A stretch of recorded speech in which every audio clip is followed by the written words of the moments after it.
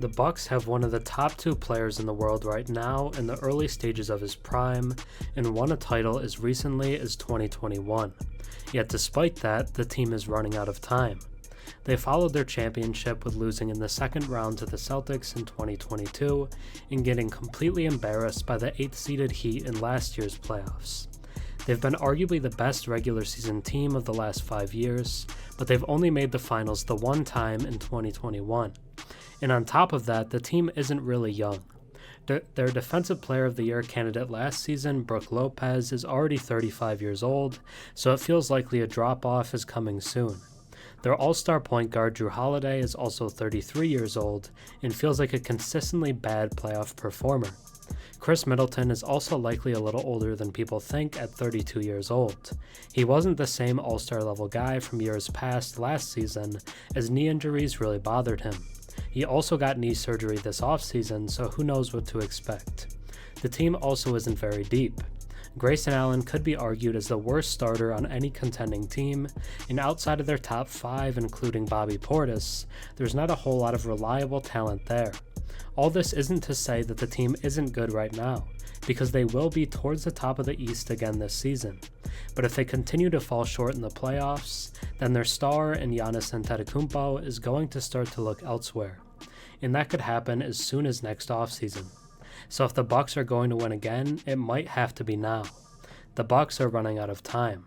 Now let's take a deeper look at their team for this season.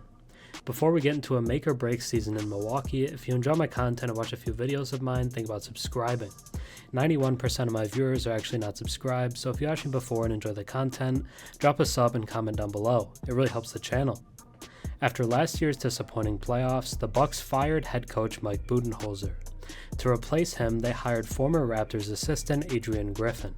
He played in the NBA from 1999 to 2008 and should be able to form strong relationships with his players. Hopefully, he's willing to make adjustments and really coach his players mid-game, because it felt as if Coach Bud just stuck with his game plan and wouldn't budge. So if you're looking for hope for this season, that would be a big one. You could also expect sort of a bounce-back year for Khris Middleton, because he's likely still an all-star talent and he should be healthier than last year. I also really like the signing of Malik Beasley and think he could steal the starting shooting guard spot. The Bucks have a real chance to win the title this season, and there will be a lot of pressure to do so. But that relies on the players, so let's take a look at the impact guys for Milwaukee. When talking about the Bucks, you have to start with two-time MVP Giannis Antetokounmpo. He's been in the MVP discussion for at least 5 years now, and is consistently one of the best players in the league. For a while, people said he had claimed the mantle as best player in the world, but most believe that has now shifted to Nuggets center Nikola Jokic. If Giannis wants it back, he'll have to win another championship. He was great once again last season. He averaged 31 points, 12 rebounds, and 5 assists per game. I'd say people are taking him for granted because they've become used to how great he is. His steals and blocks were both down last year, but there's a real argument that it was the best offensive season of his career. Despite already winning 2 MVPs, the Greek Freak is still getting better, and that should scare the league. Then we should turn to the other All-Star from last season, Jrue Holiday. The 10-season gap between his 2 All-Star selections is, I believe, the largest in NBA history, and it proved that he's still getting better into his mid-30s. Last season, he averaged 19 points, 7 assists, and 5 rebounds per game. Many still regard him as the best perimeter defender in the game. I'd probably give that title to Jaden McDaniels, but Holiday is definitely still up there. He has emerged as one of the best point guards in the game and isn't showing any signs of regression yet. However, his efficiency in the playoffs is somewhat concerning, as for his career, he's just 42% from the field and 33% from 3 in the postseason. A large drop-off from his regular season numbers of 46% and 37% respectively. However, he is a very large reason the team has a title with the current core. Then we should talk about the 2023 Defensive Player of the Year runner-up, Brook Lopez. He's a very abnormal case when it comes to NBA players, as he just had the best season of his career at 34 years old. That just doesn't happen. On top of that, he has transformed from a down-low, offense-oriented center to a floor-spacing, defense-oriented big man. It's actually insane. Last season, he averaged 16 points, 7 rebounds, and 2.5 blocks per game. He's actually been given the nickname Splash Mountain, which is one of the coolest ones in the league. He's a tremendously well-rounded player and is the perfect example of the modern big man. He just got a new contract this summer and was paid well for his improvements.